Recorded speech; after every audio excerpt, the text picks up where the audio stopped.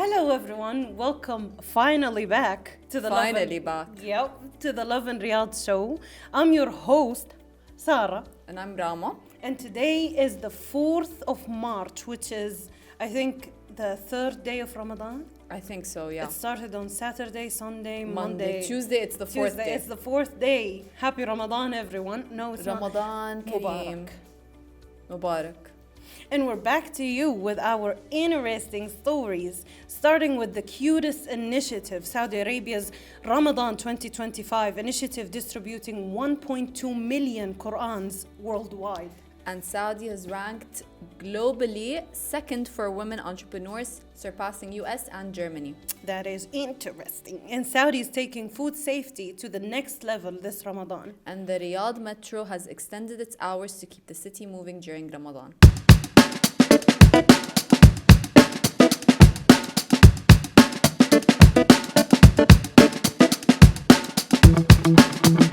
Okay, so Saudi Arabia's Ramadan 2025 initiative distributing 1.2 million Qur'ans worldwide. What do you think of that, Rama? I think that's quite a large number, and I think Yeah. it's so cute. I think they do this every Ramadan, where they distribute like a large amount of. I remember something like this last Ramadan, Yeah. where they distributed a lot of Qur'ans, but 1.2 million is quite a lot. I don't know if you heard that best slip, but It's I did. okay. This is how we speak She now. is bilingual. Yep. She's a bilingual queen. Anyway, and a significant move to spread the teaching of Islam during 2025. Actually, that's not the only initiative going on. I mean, have you seen Mecca? Like, have you seen the photos, the videos? It is crowded. There's a lot of things happening in Ramadan Yeah, right now. I love this year. It's starting pretty strong. This is like, we're only 5 years away from the 2030 vision, which is Crazy, actually, Crazy. when you think about it, because I remember when it first came out, the 2030 vision, yeah, and it seemed like it was going to be ages away, and now Yeah. we're only 5 years away. which is cool. So let me read this a bit to you because it's pretty official. I don't want to mess anything up, Yeah. guys. So Saudi Arabia has approved the distribution of 1.2 million copies of the Holy Quran to 45 countries. The initiative, led by the custodian of the two holy mosques, King Salman and Crown Prince Mohammed bin Salman, aims to take the Quran accessible to Muslims around the globe. And actually, it's going to be translated, I think, in 75 languages. Wow. I think so. Oh, no. Nope.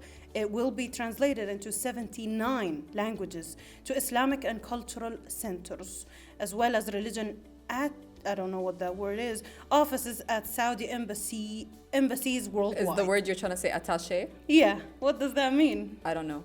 Attaché. Usually I would have a Yeah, you're description, usually but I with don't the- know. I think it's because it's not English. It's like a French word. Attaché. Attaché offices. Anyone knows? Let us know. 'Cause Let we us- don't know what that means. Oh my God, you keep saying lettuce, tomato. Anyway, yeah. So yeah. And also I don't remember exactly who he is, but someone important in the Islamic spreading thing thanked the custodian of the two holy mosques for this initiative, and I think it's pretty, cool. Yeah. And yeah, the Ministry of Islamic Affairs has completed all preparation to ship the Qur'ans to the beneficiary countries. With religious attaché offices, ministry It's a affiliated. lot of weird words Yeah. today. Tell you what, I'm the one who wrote this article. Anyway, so and various Islamic councils and organizations, the ministry aims to ensure that the Quran's reach represents in time for Ramadan. So by now, I think they're Already distributed, I think. yeah. I think this is one of the things that makes it so nice that not only are they distributing Qur'ans, they've also been distributing a lot of dates and like packages to Yeah. different countries, not celebrating Ramadan, participating Yeah. in Ramadan, which is very nice. Yeah, I think it's a pretty powerful move in a Yeah. way to spread Islam and make all these Muslim countries or Muslim communities learn more about like Islam. And giving is a part of Ramadan anyways, Yeah. so it adds on to that. Yeah. So Saudi ranks second globally for women entrepreneurs, which has surpassed US and Germany. So that means that women are starting to open businesses and become their own bosses in Saudi, much more than I think in previous years, and I think that's very exciting news. Go Saudi women. And it's obviously a top spot globally. And it was a global study for female entrepreneurs. Out of 51 countries, the kingdom scored second place. So that's 23.2% of Saudi women starting their own businesses. Wow. It's a massive achievement, obviously. Yeah. As usual, women have been doing this kind of thing. I think this whole year we've been hearing different firsts for women in Saudi. Yeah, not only this year. Not only this year, but I'm kind of going as in like the last year, you know, because my memory can't go further than that. But basically, in the last year, I think I've heard a lot of things happening with women in Saudi, and this is just another bonus. So Saudi's percentage of women entrepreneurs is 25% higher than in the US. Yeah, okay. And almost 3 times higher than in Germany. So that's crazy.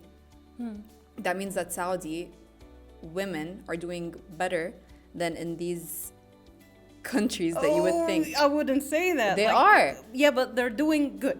They're doing better. 25% higher is a big percentage. Actually, let's flex it. Yeah, exactly. Keep up. Exactly, they're doing better. Joking.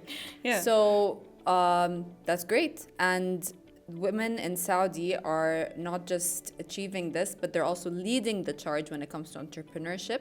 So that's great for female empowerment. Yay in for the country. us. So if we put it into perspective, there's countries like South Korea who are at 8.9% of female entrepreneurs, China at 4.9%, and then that's a bit weird. A country like Sweden, which whenever you think of like Sweden is like, oh, like they're very developed and they're very, and all this, they're at 6.2. So Saudi is standing out in this sense, and that's great for them. Have you encountered any female-owned businesses? Yeah, last time it was a while ago. I did my nails in a salon. I believe that is owned by like a Saudi female. And if you, I mean, salons are usually, aren't they? No, Nope, they're not. There's Sign, that burger place. Is it owned by a woman? It's owned by women. That is a cool And it's fact. doing so well, actually. Yeah. I've seen it pop up in a lot of places. And not just that, obviously there's so many more. But these are the ones that come to my head. But Sign is actually on the top 10, I think, best burger places in Riyadh. Is it? Yeah. Have you tried it? Just cool. I did. Not my favorite. But, yeah, not my favorite because of the sauce. Like, hear me out.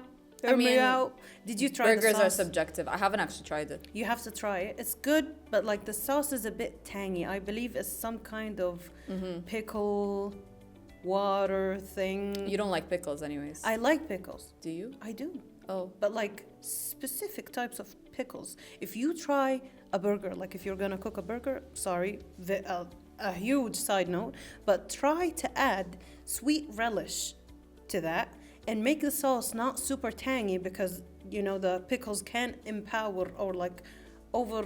But relish is pickles. I know, but it's like when you add it to the burger and you make the sauce pretty, like, you know, just some mayo and some ketchup and like little bits of stuff. It's delicious, but like, you know. Sara has a lot of thoughts on burgers. Yeah, like I make one of the best burgers. Like, you should open a business. I should open a business so that we increase that percentage. I'm coming for that percentage, people, and I'm gonna make cookies as well. Yeah. And I'm gonna open bakeries as well. Sara's cookies are to die for. She tried them, and she's not the biggest foodie out there, but she finished that cookie. I saw it with my 2 eyes. I am a foodie. You're not. I don't have the biggest sweet tooth though. Do you know how Rama eats? Like a little bit. Oh no. Just like that. This is untrue. It is true. But anyways, Sara's gonna open a business. And she's gonna be one of my first customers, are you? And in conclusion, yay for women in Saudi. Okay, speaking of food, I believe last year we've talked about the policy that Saudi Arabia has made that food, like people who work in the F&B industry, they are not allowed to wear fake lashes, like lash extensions or fake lashes, nails, I believe, like these kind of food safety measurements. Yeah, measures, I guess. Measures. Yeah. Yeah, measurements. What? Have a cup. Anyways, so Saudi is taking another food safety to the next level this Ramadan. As Ramadan, we're already in Ramadan. It's like, anyway, so the Saudi Food and Drug Authority, SFDA. What do you call acronyms? That's an acronym, yeah. I love acronyms, so SFDA. Note. In collaboration with the Ministry of Municipalities. Wow. And housing.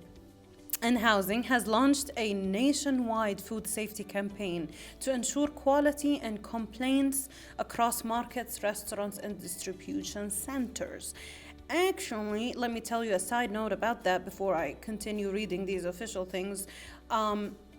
If you ever like shopped or traveled a lot, when you buy stuff out of the supermarket, it's not usually the best quality, and they wouldn't really pay attention to the the dates, production date, expiration date, and so on and so forth.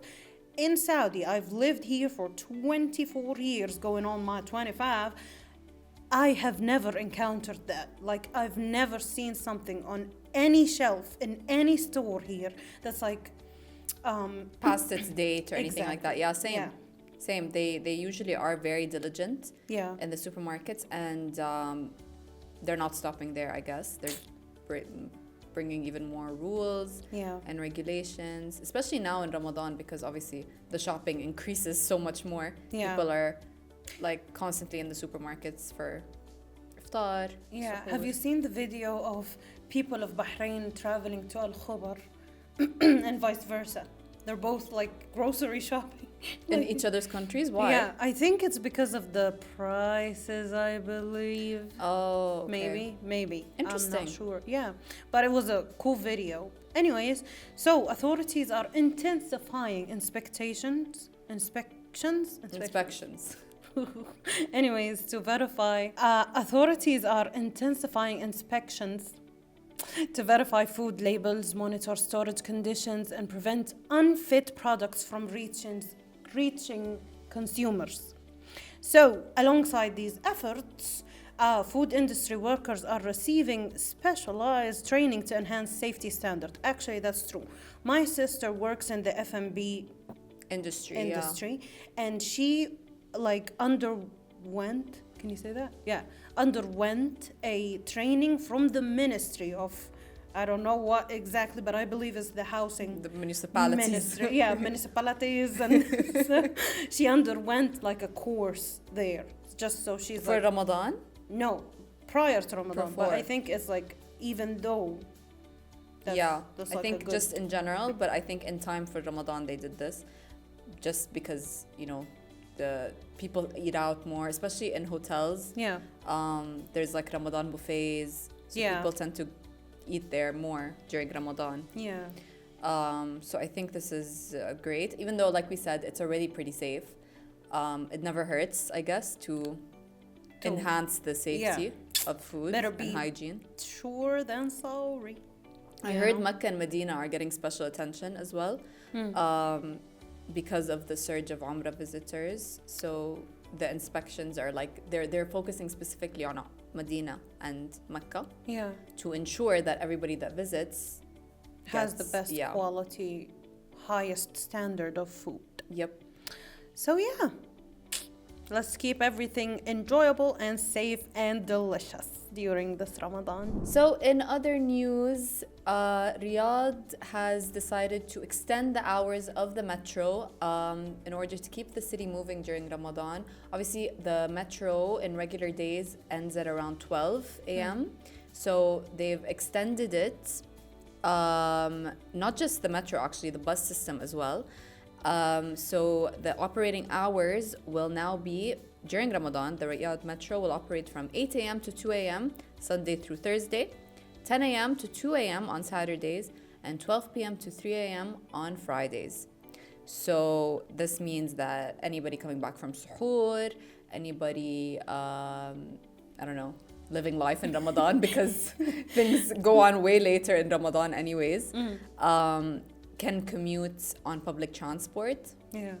Which is, I think, if they didn't do this, it would be a bit strange, you know? Yeah. So I think this is a very logical step to take. Mm.